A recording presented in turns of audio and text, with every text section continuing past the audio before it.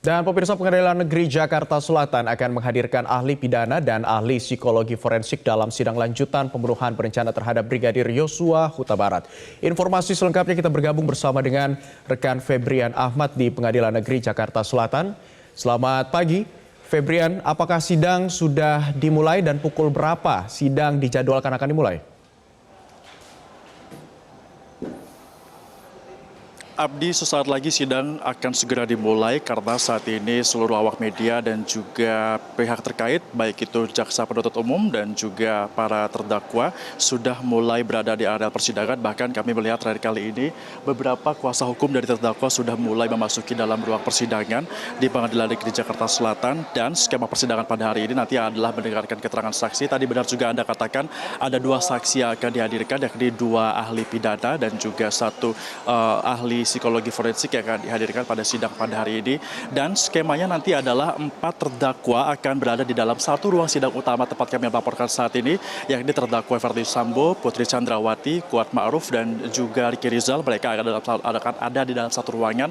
Sementara untuk terdakwa lainnya, yakni Richard Eliezer, nanti akan berada di ruangan lainnya yang berada di areal Pengadilan Negeri Jakarta Selatan, dikarenakan Richard Eliezer statusnya sebagai justice collaborator.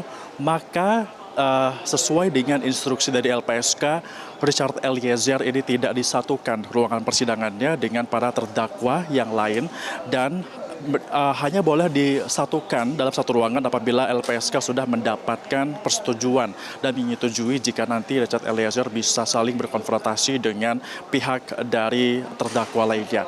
Namun tadi kami juga sempat berkoordinasi dan juga berbicara dengan Rolita Lapesi yang merupakan pengacara dari Richard Eliezer, dengan adanya pemisahan dari saksi Richard Eliezer dan juga 4 terdakwa lain. Maksud kami terdakwa Richard Eliezer dan juga 4 terdakwa lainnya ini dinilai tidak begitu kondusif karena Richard Eliezer tidak begitu mendengar apa saja hal-hal yang dituangkan dalam persidangan yang berada di ruangan utama. Untuk itu, tadi ia meminta agar komunikasi dalam ruangan yang berbeda di PN Jaksel tempat Richard Eliezer hadir dalam persidangan ini bisa lebih diperbaiki sehingga apa-apa saja yang disampaikan dalam keterangan saksi ataupun terdakwa saat menjawab dari keterangan saksi tersebut bisa didengarkan dengan jelas oleh pihak dari Richard Eliezer.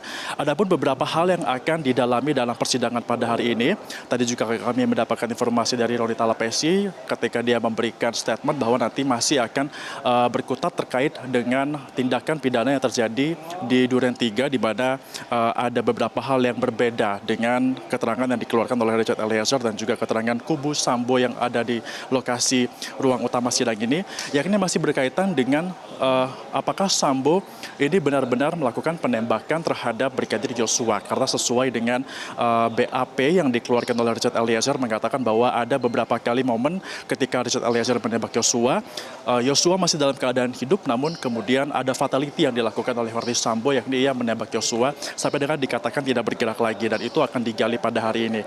Selain itu juga nanti akan ada masih terkait dengan CCTV, di mana kita ketahui kemarin ada saksi ahli yang mengatakan ataupun menghadirkan CCTV yang dikatakan dijadikan tameng oleh pihak dari Verdi Sambo bahwa tidak terbukti dalam CCTV tersebut Sambo menggunakan sarung tangan. Ini juga nanti akan terus digali, dan juga pihak dari Richard Eliezer mengatakan bahwa ada dugaan bahwa pihak dari Verdi Sambo ini yang pada saat itu juga merupakan ada OOJ di dalamnya, ini tidak memberikan CCTV dengan baik dan juga benar, tidak lengkap, sehingga ada beberapa CCTV krusial seperti di lantai 3 dan juga di lantai 2 yang dikatakan tidak dihadirkan, sehingga apa-apa saja yang dihadirkan ataupun yang dituangkan dalam kesaksian kemarin ini akan lebih digali lagi ataupun akan dikonfirmasi ulang kembali dalam persidangan pada hari ini, mengingat pihak dari Richard Eliezer belum puas dengan keterangan saksi kemarin dan juga masih bersikuku dengan keterangan yang pertama terkait dengan Verdi Sambo menggunakan sarung tangan dan juga Verdi Sambo ikut menembak dari Brigadir Yosua. Terkait dengan sarung tangan tadi juga dijelaskan lagi atau ditekankan lagi oleh pihak dari Richard Eliezer bahwa Richard Eliezer mengatakan melihat Verdi Sambo menggunakan sarung tangan pada saat berada di Duren 3. Sementara pernyataan yang mengatakan bahwa Verdi Sambo menggunakan sarung tangan sejak turun dari mobil itu dikeluarkan oleh Azan Romert, jadi sehingga tetap kesaksian ataupun statement dari Richard Eliezer tidak berubah meskipun CCTV membuktikan kemarin dikatakan oleh pihak dari Verdi Sambo tidak terlihat Verdi Sambo menggunakan sarung tangan pada saat turun dari mobil di kawasan rumah dinasnya pada saat itu, yakni di kawasan Duren 3. Dan satu hal lagi yang juga masih akan digali dalam persidangan pada hari ini adalah masih berkaitan dengan tindakan kekerasan seksual yang dituduhkan terhadap Brigadir Yosua oleh Putri Chandrawati. Ini juga masih tentunya akan digali oleh majelis hakim, apalagi hal ini juga lagi-lagi bertentangan dengan kesaksian yang sudah diberikan Richard Eliezer, di mana Richard Eliezer meyakini bahwa tidak terjadi kekerasan seksual terhadap Putri Chandrawati, sehingga nanti ahli psikologi forensik juga akan digali apakah bagaimana melihat peluang ataupun kans dari dugaan kekerasan seksual terjadi terhadap Putri Chandrawati benar-benar terjadi atau tidak. Abdi. Baik Febrian, ada 2 ahli pidana yang akan dihadirkan pada persidangan hari ini. Apa sebenarnya pertimbangan jaksa menghadirkan 2 ahli pidana sekaligus? Iya Abdi, benar ada 2 ahli pidana. Karena sebenarnya sebelumnya kami mendapatkan informasi hanya ada 1 ahli pidana saja yang akan dihadirkan, yakni merupakan atas nama yang kemarin sempat berhalangan hadir karena sedang berada di Medan, Effendi Saragih, namun hari ini dipastikan akan bisa hadir ke dalam persidangan secara langsung, tidak secara daring. Dan juga ada Alpi Sahari yang merupakan ahli hukum pidana juga. 2 ahli pidana ini akan memberikan kesaksian di depan majelis hakim, dan juga tadi dikatakan bahwa memang diperlukan 2 ahli pidana dalam satu hari ini, mengingat kejadian yang terjadi di lingkup ataupun pada saat pembunuhan Brigadir Yosua itu merupakan kejadian yang begitu besar sehingga diperlukan berbagi perspektif bukan hanya dari 1 ahli pidana saja, sehingga nanti akan ada pengayaan materi dari para ahli ini untuk dapat menyampaikan keahliannya masing-masing dan juga bisa menjadi pertimbangan bagi majelis hakim untuk dapat melihat apakah tindakan pidana yang terjadi pada tanggal 8 Juli 2022 kemarin yang menewaskan Brigadir Yosua ini ada tidaknya unsur pidana yang melibatkan Verdi Sambo dan juga rekan-rekannya yang lain terkait dengan pembunuhan dari Brigadir Yosua. Abdi. Baik Febrian, tadi Anda katakan bahwa yang akan didalami kepada ahli psikologis pada hari ini juga terkait dengan kekerasan seksual yang dialami oleh Putri Chandrawati. Di persidangan sebelumnya kekerasan seksual ini dilakukan secara tertutup. Apakah ini akan terbuka atau tertutup, Febrian?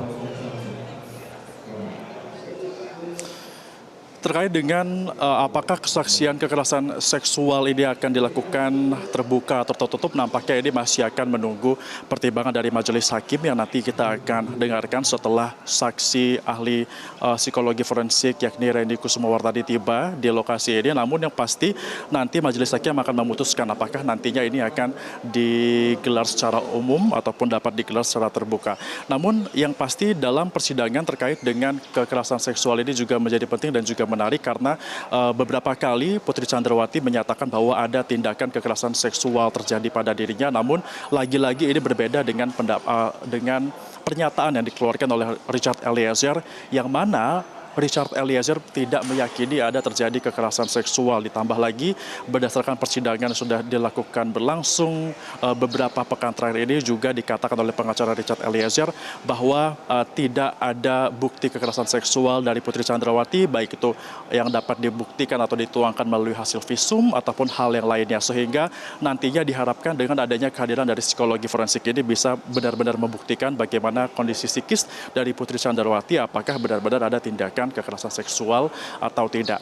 Dan yang menjadi penting dalam tindakan kekerasan seksual ini adalah nantinya karena memang hal yang disebut oleh Verdi Sambo menjadi alasan dirinya membunuh Brigadir Yosua berkaitan dengan kekerasan seksual tersebut, yang mana apabila nanti ini benar-benar dapat dijadikan sebuah alasan Verdi Sambo dapat membunuh Brigadir Yosua karena adanya sebuah tindak kekerasan seksual dilakukan terhadap istrinya, maka ini dapat menjadi salah satu cara dari Verdi Sambo untuk dapat membenarkan tindakannya ataupun memohonkan keringanan hukuman karena memang ada alasan di balik itu semua. Meskipun demikian, tentunya hal ini akan melibatkan berbagai pihak termasuk juga ahli yang nanti akan datang dan juga akan menunggu bagaimana majelis hakim menanggapi dari kesaksian ahli yang akan datang dan juga akan dibuktikan apakah benar-benar kekerasan seksual ini menjadi salah satu bentuk dari Verdi Sambo melakukan pembunuhan berencana terhadap Brigadir Yosua. Abdi. Baik, Febrian, kami masih akan terus menantikan informasi terkini dari Pengadilan Negeri Jakarta Selatan. Terima kasih atas informasi Anda untuk saat ini. Selamat kembali bertugas.